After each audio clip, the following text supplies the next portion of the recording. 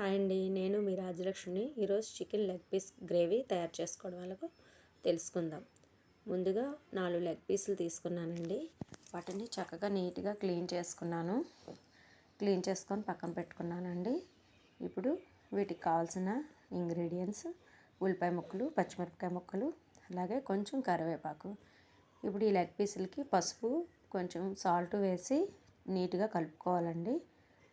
ఆ పీసులకు పట్టేటట్టు కలుపుకొని పక్కన పెట్టుకోవాలండి. ఇప్పుడు గరం మసాలా ముద్దని తయారు చేసుకోవాలి. నేను టమాటా ముక్కలు, అల్లం ముక్కలు, అలాగే వెల్లుల్లి, ఉల్లిపాయ, గరం మసాలా సామాన్లు వేసుకొని మిక్సీ కొట్టుకొని ఉంచుకున్నానండి. ఇప్పుడు స్టవ్ ఆన్ చేసుకొని కడాయి పెట్టుకొని అందులో ఆయిల్, కర్రీకి సరిపోయినంత ఆయిల్ వేసుకొని వేడెక్కిన తర్వాత పచ్చిమిరపకాయ ముక్కలు, ఉల్లిపాయ ముక్కలు వేసుకొని బాగా ఫ్రై చేసుకోవాలండి. చూడండి, ఇలా ఫ్రై చేసుకోవాలి. ఇవి బ్రౌన్ కలర్ వచ్చే వరకు ఫ్రై అవ్వాలండి. ఇలా ఫ్రై చేసుకోవాలి. ఇప్పుడు బాగా ఫ్రై అయ్యాయి కదండి, లెగ్ పీసుల్ని ఆ ఫ్రై దీంట్లో వేసుకోవాలి. ఈ 4 లెగ్ పీసులు ఇందులో వేసుకొని ఆయిల్లో కాసేపు ఫ్రై చేసుకోవాలండి. ఇప్పుడు మూత పెట్టకూడదండి. మూత పెట్టకుండా ఒక 5 నిమిషాలు ఇలా ఫ్రై చేసుకోవాలి. ఇప్పుడు వీటిని టర్న్ చేసుకోవాలండి. టర్న్ చేసుకున్నాక చూడండి, ఇలా తిప్పుకోవాలి. తిప్పుకొని రెండో వైపు కూడా కొంచెం ఫ్రై అవ్వాలి. ఇలా పెట్టుకోవాలి. ఇప్పుడు కొంతసేపు మనం మూత పెట్టుకోవాలండి. కొంచెం ఫ్రై అయింది కదా, ఇప్పుడు మూత పెట్టుకోవాలండి. చూడండి, ఇలా దగ్గరకు చేసుకొని మూత పెట్టుకోవాలి. ఒక 5 నిమిషాలు ఆయిల్లో అలా ఫ్రై అవ్వాలండి. లోపల కొంచెం కుక్ అవ్వాలి కదండి లెగ్ పీసులు. చూడండి, ఇలా కుక్ అయిన తర్వాత ఇప్పుడు మనం వీటికి సరిపోయినంత కారం వేసుకోవాలండి. ఇది మసాలా కారం కదండి. మనం ఈ గ్రేవీకి సరిపోయినంత మసాలా కారం వేసుకోవాలి. ఈ కారం వేసుకున్న ఒక 5 నిమిషాల తర్వాత ఇప్పుడు మనం మసాలా ముద్ద కొట్టుకొని ఉంచుకున్నాం కదండి, అన్నీ కలుపుకొని పేస్ట్ చేసుకున్నాం కాబట్టి ఈ పేస్ట్ని ఇందులో వేసుకోవాలండి. ఈ పేస్ట్ వేసుకున్నాక ఒక 10 మినిట్స్ వరకు ఈ ఆయిల్లో ఆ పేస్ట్ అనేది, ఎందుకంటే అల్లం వెల్లుల్లి అన్నీ కలిపి వేసుకున్నాం కదండి, ఉల్లిపాయ అన్నీ, అది పచ్చివాసన పోయేంత వరకు ఈ గ్రేవీ బాగా ఫ్రై చేసుకోవాలండి. చూడండి, ఇలా ఫ్రై చేసుకోవాలి.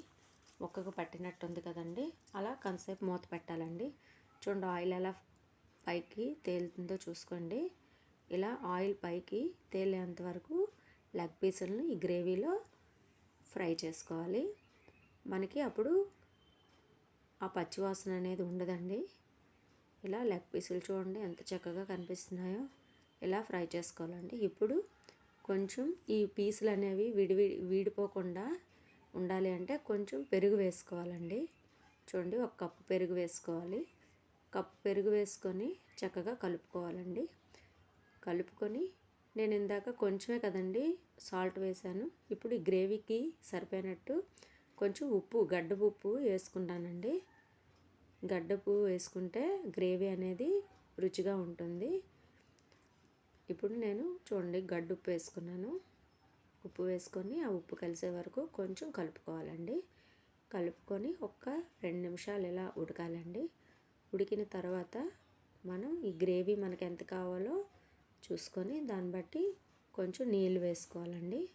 చూడండి, మరీ ఎక్కువ నీళ్ళు వేసుకోకూడదు, ఎందుకంటే ఆల్రెడీ మనం గ్రేవీ ఉడుకుతున్నప్పుడే పీసులు అనేవి మెత్తగా అయిపోతాయి కదా.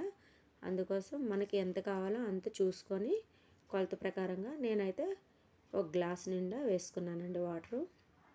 ఇలా బాగా కలుపుకోవాలండి.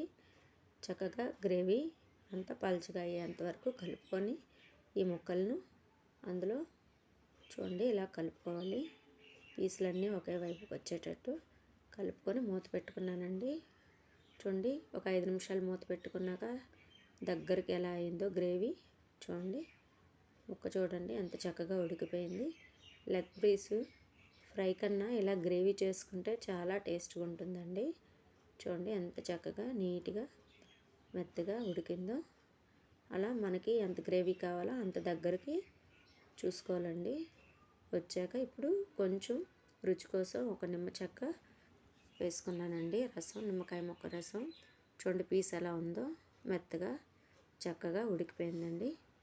ఇప్పుడు ఒకసారి చెక్ చేసుకోండి. మీకు సరిపోయినంత గ్రేవీ చూసుకొని ఇప్పుడు మనం కొత్తిమీర వేసుకోవాలండి.